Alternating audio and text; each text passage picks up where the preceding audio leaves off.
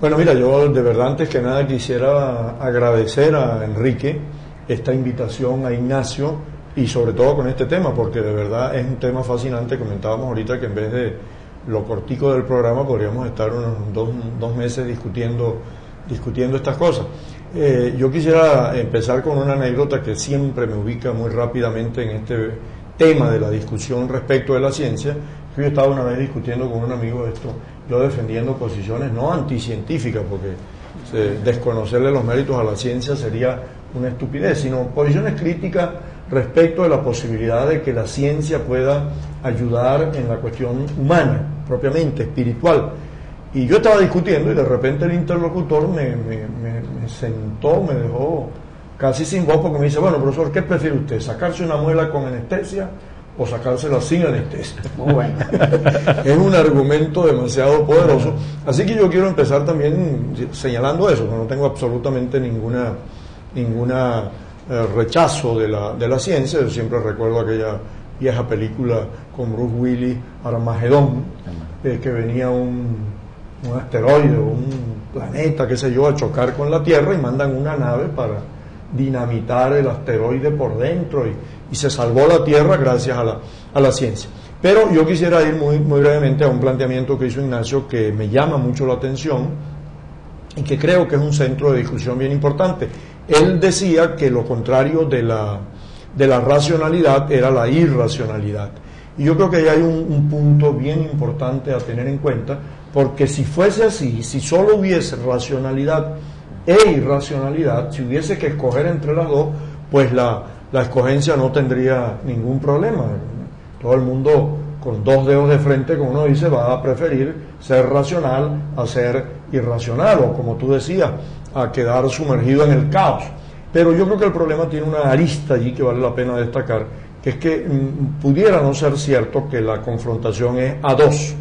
Pudiera ser que entre racionalidad e irracionalidad exista un tercer elemento, que es lo que a veces en filosofía se llama la arracionalidad, o sea, una cosa que no es ni racional ni irracional.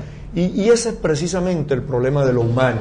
Para resumirlo muy brevemente, cuando hay situaciones en las cuales la razón te indica claramente lo que tú tienes que hacer para seguir con las muelas, si tú tienes un dolor de muela demasiado intenso y te sigue subiendo y te sigue subiendo, pues yo creo que no hay que estrujarse mucho los sesos para saber que uno tiene que ir al odontólogo, y si el dolor es cada vez más fuerte, entonces tendrás cada vez más razones para ir al odontólogo.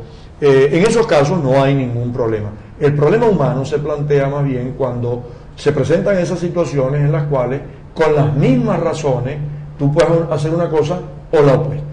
Okay. Cuando tú con las mismas razones puedes mentarle la madre a alguien, por decirlo de manera científica, cuando tú con las mismas razones puedes irrespetar a alguien o no irrespetarlo, entonces allí se plantea esa esfera en la cual la razón de ninguna manera te va a resolver el problema. Bueno, pero entonces ahora estamos comenzando a hilar fino, ¿no? Si vamos a hablar de racionalidad, yo creo que tendríamos que entrar en ejemplos concretos y discutir con puntos en particular y no en general, porque en general yo creo que al menos la gente muy corriente ve la oposición irracionalidad versus racionalidad. Ya la racionalidad es, insisto, algo que tendríamos que verlo con mucho cuidado, ¿no? El ejemplo que das del dentista me parece fantástico, porque yo creo que la gente olvida en general que a lo largo de la historia del ser humano, por mucho más del 90 y picote% de su tiempo, él ha vivido como han vivido los animales y como viven los animales, que creo que era de Hobbes la expresión de que era brutal, violenta y desagradable, nasty, ¿no? Sí. Así es la vida en la naturaleza, es una lucha permanente por la siguiente comida, ni siquiera por el próximo día, sino por lograr mantenerte vivo y defenderte de los enemigos. Esa fue la vida del ser humano a lo largo de toda su historia.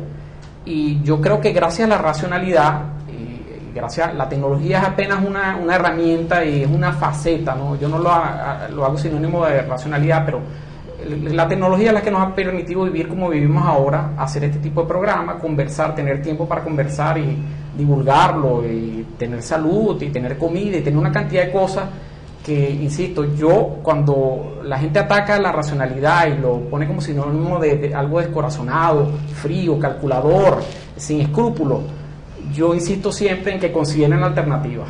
La alternativa es eso que sí. Bueno, vamos a hacer una breve pausa.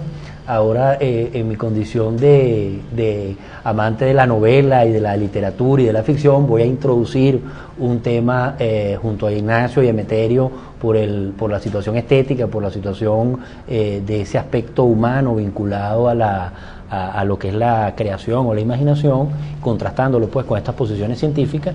Y bueno, ya regresamos para seguir por aquí por Cool Channel TV con este interesante tema de conversación.